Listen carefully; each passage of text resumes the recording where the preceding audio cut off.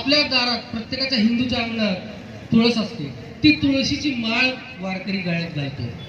वारकरी त्या तुळशीपासून बनवलेला अबीर बुक्का आपल्या कपाळी भाळी मागतो. तीच तुळस पांडुरंग परमात्म्याला अर्पण करतो आणि दिंडीमध्ये तीच तुळस मस्तकी घेऊन नाचतो.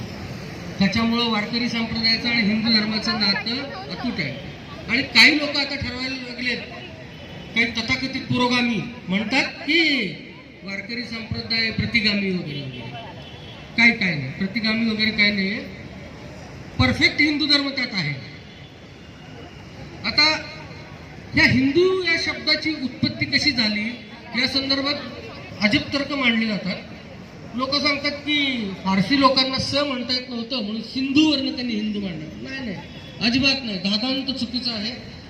मुळात जर सिंधू नदीवरनं हिंदू शब्द आला असता तर त्यांच्याकडं त्यांच्या राजांची नावं सायरस डेरियस कशी असली असती? स आहे ना त्याच्यामध्ये, ते नाही आहे ना. मग हा कसा झाला उत्पन्न? तर बृहस्पती आगम नावाचा एक ग्रंथ आहे, बृहस्पती आगम. त्याच्यामध्ये एक श्लोक आहे, हिमालयात समारभ्य यावत इंदू सरोवरम तम देव निर्मितम देशम हिंदुस्थान प्रचक्षते. स्पष्ट हिंदुस्थान हा शब्द आलेला आहे या एकाच ग्रंथात नाही. बृहस्पत्य, कलिका पुराण, कविकोश, मेदिनी कोश, कल्पद्रुम, वायुपुराण, भविष्य पुराण, अग्निपुराण यामध्ये सुद्धा हिंदू शब्द आला. त्याच्यामुळे याच्या पुढे जर कोण म्हणलं ना तुम्हाला हिंदू शब्द फारसी शब्दावर आला, अरे ज्यांना अन्न खायची भ्रांत आहे ते लोक दुसऱ्याचं नाव कधीपासून ठेवायला लागले, बरोबर? तर आणि दुसरी एक गोष्ट सांगतो, अगदी प्राचीनत्व बघायचं असेल ना तर आपण म्हणतो देवादिदेव महादेव. अहो, देवादिदेव महादेव सुद्धा आमच्या पंढरपूरचे पहिले वारकरी आहेत, आद्य वारकरी आहेत. आणि जर कुणाला असं वाटत असेल की याला पुरावा काय, तर महाद्वार घाटावर 11 रुद्र मारुतीचं मंदिर आहे. तिथं आजही एकमेव असं मंदिर आहे जिथं नंदी आहे. तिथं नंदी आहे. भगवान शंकर आपल्या कुटुंबासहित तिथं आले होते पंढरपूरला पांडुरंगाचं दर्शन घ्यायला. पार्वती माता तिथं पद्मावतीच्या रूपात राहिली. गणपती बाप्पा दुसरीकडे थांबले आणि नंदी मात्र म्हणला मी दमलो, आता मी इथं थांबतो. तो नंदी अजूनही तिथं आहे, पार्क केलेला आहे म्हणा तिकडेच. आता या हिंदू धर्माशी आणखीन आपली संगती कशी आहे?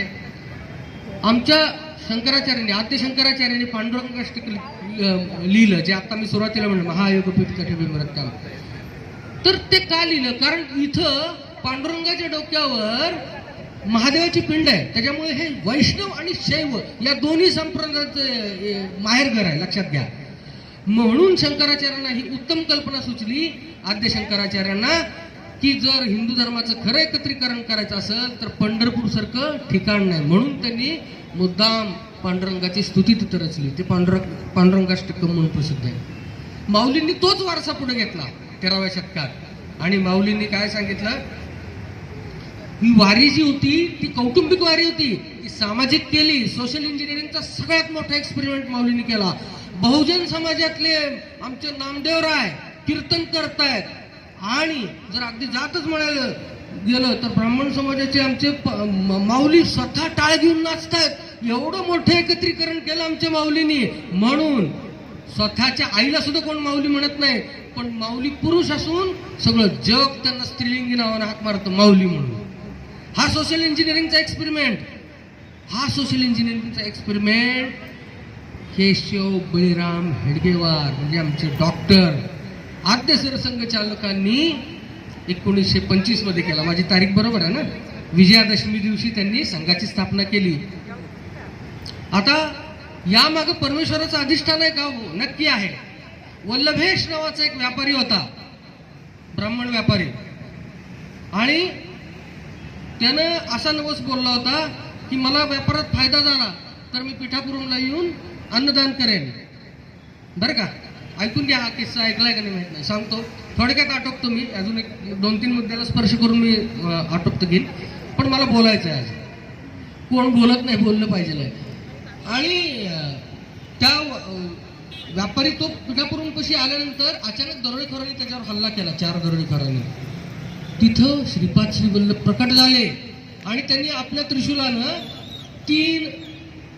तीन दरोडेखोरांना मारलं. चौथा मात्र शिल्लक ठेवला, कारण त्याला त्यावेळेस प्रत्यक्ष भगवान शंकर दिसले श्रीपाद श्री वल्लभांच्या ह्याच्यात, आणि त्यांनी सांगितलं म्हणजे वल्लभेशाचं शीर धडा वेगळं केलं होतं. त्यांनी सांगितलं की त्यांचं शीर आमच्यापाशी आण, आणि मग त्यांनी मंत्र वगैरे म्हटलं आणि संजीवनी विद्येनं त्यांना पुन्हा उभा केलं. मग तो नवस पूर्ण त्यांनी केला. आश्चर्य वाटेल, आद्य सरसंघचालक वल्लभेशांचे वंशज आहे. उगाच राष्ट्रकार्य कोणावर, एवढं मोठं राष्ट्रकार्य कोणाकडनं घडत नसतं. असं परत मी माझ्या मुद्द्याकडे येतो की वारकरी संप्रदाय हा आमच्या या हिंदू धर्माशी कसा निगडीत आहे. जगद्गुरु तुकोबारायांनी सांगितलं की विष्णुमय जग वैष्णवांचा धर्म, भेदाभेद भ्रम अमंगळ. ही समतेची शिकवण देताना किंवा समज देताना त्यांनी हे पण सांगितलं, मऊ मेणावणी आम्ही विष्णुदास, कठीण वज्राशी भेदवायचे. आता हिंदू धर्माच्या याच्यामध्ये छत्रपती शिवाजी महाराजांचा जर उल्लेख झाला नाही या कार्यामध्ये, तर मला वाटतंय कुठलाच ग्रंथ, कुठलंच भाषण, कुठलंच कार्यक्रम अपुरा आहे. महाराजांनी काय केलं, महाराजांनी काय नाही केलं, हा मूळ प्रश्न आहे. या बैठकीमध्ये सुद्धा शिवाजी महाराजांचा हा छत्रपती शिवाजी महाराजांची ही जी हिंदू धर्माची बैठक होती त्यामध्ये संतांचं अमोल योगदान आहे. कारण जगद्गुरु तुकाराम महाराज आहेत, तत्कालीन जे संत होते, या संतांच्या विचाराचा पगडा त्यांच्यावर होता, म्हणून एवढं मोठं राष्ट्रकार्य ते करू शकले. आत्ताच इस्कॉनच्या वक्त्यांनी सांगितलं की त्यांच्या आईने रामायण महाभारत शिकवलं. त्या काळच्या संत प्रभूतींचा सुद्धा महाराजांवर प्रचंड प्रभाव झाला. वारकरी संप्रदायासोबतच रामदासी संप्रदायानं, समर्थ रामदास स्वामींच्या संप्रदायानं सुद्धा खूप चांगलं कार्य केलं. आणि इतकं हे कार्य जोरात झालं की बाबासाहेब पुरंदरे, शिवशाहीर बाबासाहेब पुरंदरे यांच्या शब्दात सांगायचं झालं तर मराठ्यांनी देव मस्तकी धरून हल्लकल्लोळ केला, अवघा हल्लकल्लोळ केला. असा केला की जे मोगल सैन्य एकेकाळी औरंगजेबाच्या काय म्हणतात त्याला 100 वर्षाच्या आयुष्याची अपेक्षा करत होतं, ते म्हणत होते म्हातारं मरण कसं, इथपर्यंत सळो की पळ करून सोडलं, कारण त्यांना त्याच्यासाठी लढावं लागायचं. असो तर तुकोबाराय म्हणतात पुढं आमच्या याच्यामध्ये म्हणजे आपल्या वैदिक संप्रदायात सांगितलं एकोहम विप्रा बहुधा वदंती, म्हणजे एक सत्य जे आहे ते परमेश्वर आहे. तुकोबाराय सुद्धा तेच सांगतात, एक गाऊ आम्ही विठोबाचे नाम आणि कापले काम नाही. आता याच्यामध्ये दुसऱ्या दैवतांना कमी लेखण्याचं किंवा दुसऱ्या धर्मांना कमी लेखण्याचं नाही. याच्यामध्ये सत्य तू, सत्य तू, सत्य तू विठोबा विठ्ठल, हे एक निश्चिती झालेली की तुम्ही भले वेगवेगळ्या नावांनी हाक मारा, परंतु आमचा पांडुरंग परमात्मा एकच आहे. हेच एकेश्वरवाद आहे. आणि हा आणखीन एक वैशिष्ट्य सांगतो, हा आपला हिंदू धर्म असा आहे की ज्याच्यामध्ये देव नाही म्हणण्याची परवानगी हो. बाकी जावावर तुम्ही दुसऱ्या धर्मामध्ये आणि तिथं म्हणा की अमुक नाही तमुक नाही, तिथं तुम्हाला जागेवर मग माहिती त्या घोषणा वगैरे ऐकल्या असतील टीव्हीवर तुम्ही बऱ्याच ठिकाणी, त्या घोषणा यायला सुरुवात होतात. या हिंदू धर्माला धर्मसत्याला राजसत्याने सुद्धा स्वीकारलं, राजसत्याला धर्मसत्याने आशीर्वाद दिले. उदाहरण बघायला गेलं तर छत्रपती शिवाजी महाराजांनी जगद्गुरु तुकोबारायांना अब्दागिरी पाठवली होती. अब्दागिरी म्हणजे शाल श्रीफळ नसतं, भरपूर धन दिलं, अश्व पालखी दिली. तुकोबारायांनी विनम्रपणाने ती नाकारली. बदल्यात उलट पायकीचे अभंग लिहून दिले. पायकीचे अभंग म्हणजे लॉयल्टी, मराठीत लॉयल्टी म्हणतात त्याला. लॉयल्टी म्हणजे तुमच्या राजाशी निष्ठा ठेवण्यासाठी जे अभंग त्यांना लिहून दिले. आणि त्यातून आपले जे सैनिक, मुठभर सैनिक, लाखो मोगल सैन्याशी लढत होते, त्यांचं मनोबल वाढवलं. हा सगळा इतिहास झाला. हे सगळं बोलायला सोपं आहे, कारण असं म्हणतात ना युद्धस्य कथा रम्य हा, बरोबर, युद्धाच्या कथा फार भारी वाटतात, पण ज्यावेळेस प्रत्यक्ष युद्धाची वेळ असतो, कोण झुंजात मागे उरे, आपल्या संघाचं आहे ना, मर्द आम्हीच हिंदू करे, पण कोण झुंजात मागे उरे, ते पण थांबलं पाहिजे ना. गल्लोगल्ली आपण जिथं रामराम घातला त्या रामाला सुद्धा इथं 550 वर्ष लागली स्वतःचं अस्तित्व सिद्ध करायला. अजून काशी मथुरा बाकी आहे, आपल्याला बघायचं ते हळूहळू कसं जमल ते, बरोबर का. आता काही इतिहासकार हे सुद्धा म्हणतात की 14व्या शतकात हिंदूंना स्वतःला हिंदू म्हणून घेतलं होते. गरज काय पडली जेव्हा तुम्ही बहुसंख्येत, तुम्हाला काय सांगायची गरज आहे? सिंहाला सांगावं लागतं का तो सिंह आहे म्हणून? तर डरकाळी फोडली की जंगलाला कळतं तो सिंह आहे म्हणून. त्यामुळं हिंदू त्यावेळेस अल्पसंख्याक नव्हते, हिंदू आता अल्पसंख्याक व्हायला लागले. ठीक आहे. तर आता कारण त्यावेळेसच्या हिंदूंना स्वतःच्या अस्तित्वाची ओळख द्यायची गरज नव्हती, आता द्यायची वेळ आलेली आहे. त्याच्यामुळं पुढच्या पिढीला आपल्याला आहार विहार विचार सदाचार हे शिकवणं गरजेचं आहे. हे generation alpha generation Y Z काय दुनिया म्हणतात ते, या जनरेशनला माझं फक्त एक 5 शेवटचे मुद्दे आहेत. 5 मुद्दे म्हणजे मुद्दे मोठे नाहीत. मला असं वाटतं की आज आपण इथनं जाताना 5 गोष्टींचा प्रण करून जाऊया. एक म्हणजे जमेल तिथे यथाशक्ती मी अन्नदान वस्त्रदान धनदान किंवा सेवादान करेन. तुम्हाला यापैकी 3 पैकी नाही करता आलं तर सेवा तिथे उभारून तुम्ही काम करा. हे अविरत झटतायत हे लोक, आमचे कुलकर्णी साहेब हे लोक खूप झटतायत, ते तरी करा कमीत कमी. हा एक पहिला मुद्दा. मला वाटतं तुम्ही हे मुद्दे घरी घेऊन जाल आणि डोक्यात ठेवायला आणि हे कराल. कारण उपदेश करण्याचा माझा अधिकार नाही, पण एक हिंदू बांधव म्हणून मला तुम्हाला नम्र आवाहन करायचं तरी कमीत कमी अधिकार आहे असं मला वाटतं. दुसरं, आठवड्यातनं एकदा तरी सहकुटुंब कुठल्याही तुमच्या इष्ट देवतेच्या मंदिरात जावा, सहकुटुंब जावा कमीत कमी एकदा तरी.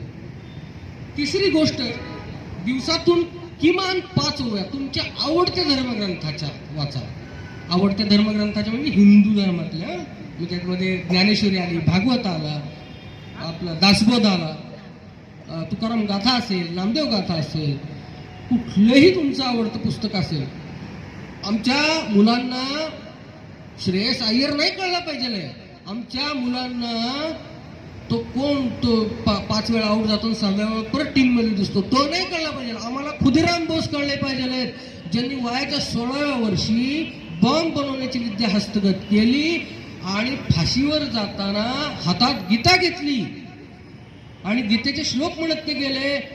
कोर्टाने त्यांना विचारलं तुम्हाला काय बोलायचं का, तुम्हाला फाशी शिक्षा झाली त्यावेळेस. तर त्या लहान 16 वर्षाच्या मुलाची बुद्धी बघा. त्यांनी सांगितलं की मला बॉम्ब बनवायचा विधी, मी बॉम्ब कसा बनवला हा गुन्हा मला कबूल करायचा. लक्षात घ्या, म्हणजे त्यांना बॉम्ब बनवायची विधी सरसकट जाहीर करायची होती. पण न्यायालयानं ओळखलं आणि त्यांना ते त्या काळच्या न्यायालयानं ओळखलं आणि त्यांना ते प्रकट करू दिलं नाही. म्हणजे किती मरता जाताना सुद्धा अजून इतर लोकांना 100,000 लोकांना ती विधी शिकवून जायची इच्छा होती त्या व्यक्तीची. हे खुदिराम बोस आम्हाला कळले पाहिजेत, आम्हाला मदनलाल दिगरा कळले पाहिजेत, आम्हाला सावरकर कळले पाहिजेत, आम्हाला टिळक कळले पाहिजेत, आम्हाला आगरकर कळले पाहिजेत, आम्हाला उधमसिंग कळले पाहिजे. मुद्दा क्रमांक 3 झाला आपला की दिवसातून किमान 5 वेळा कुठल्याही आवडत्या ह्याच्या तुम्ही ग्रंथाच्या वाचा. किमान म्हणतोय मी, कारण आमच्या माऊलींनी सांगितलं या तरी का ऐसे करी या 8 पहारा माझारी मोटके निमिषभरी देतच आहे. म्हणजे तुला दिवसात 2 तास काम नाही करता आलं, बिझी शेड्यूल आहे आपल्याला सगळ्याचं. कारण आपल्याला घड्याळाला मिनिट काटा असतो ते मुंबईत आल्यावरच कळतं. 8-10ची लोकल म्हणजे 8-10ची लोकल.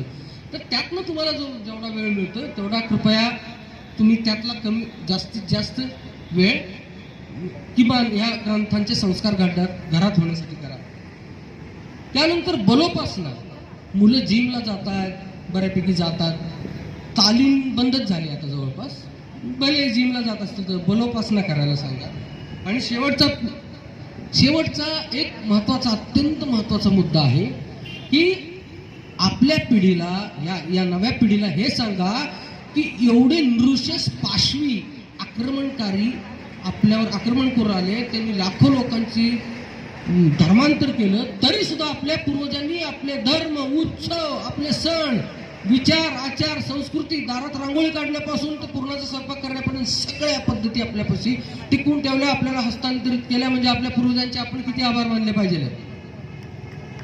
म्हणजे त्यांचे उपकार आपण माना आणि त्यांच्याविषयी शिकवा, क्रांतिकारकांविषयी शिकवा. अहिंसा परमो धर्म चुकीचा आहे, अर्ध शिकवलेलं आहे.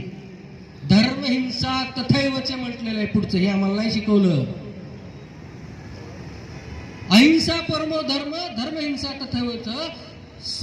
आणि दुसरा एक श्लोक आहे, स्वधर्मे निर्लम श्रेया परधर्म भयावहा. हे लोकांना आपल्या पिढीला शिकलं पाहिजे. दुसऱ्या धर्मात तुम्हाला लिक्युरेटिव्ह ऑफर्स मिळतील, तुम्हाला लुभावणाऱ्या गोष्टी बघायला मिळतील, पण दुसऱ्याची आई चांगली असली तरी ती तुम्हाला रडायला आल्यावर स्तनाला लावून घेणार नाही, हे लक्षात घ्या. त्याच्यामुळे आपली आई, हा धर्म आपली आई आहे, त्या आईचा सन्मान करा, योग्य आदर करा, तिच्याकडनं संस्कार घ्या. आणि आणखीन एक मला जाता जाता एक शेवटचा हात जोडून विनंती करायची की पूर्वी इंग्रजांच्या काळामध्ये इंग्रजांना ठाऊक होतं की अरबो रुपयाची संपत्ती आपल्या मंदिरांमध्ये लपवून ठेवलेली आहे, दान धर्माच्या रूपातली राजांनी संग्रहित केलेली आहे, आणि लोक सढळ हाताने दान करायचे पूर्वी. आता फार विचार केला जातो की मी दान दिलं तर तो काय, तो जो याचक आहे तो बिडी ओढेल का? तुला काय करायचं, तू तुझं कर्म कर, तू त्याला दान कर, विषय संपला.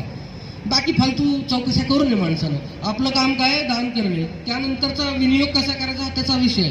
तर माझा म्हणण्याचा अर्थ काय की आता जे दान कर्म होतं पूर्वी जे होत होतं ते मंदिरात होतं, आणि पूर्वी लोक बँकिंग सिस्टम नसल्यामुळं लोक जमिनीच्या खाली धन पुरून ठेवायचे, म्हणून 2.5 फुटाखाली सापडलेली कुठलीही वस्तू ही सरकारची, आणि शिवाय मंदिराला येणारा महसूल 50% महसूल हा सरकार जमा व्हायचा.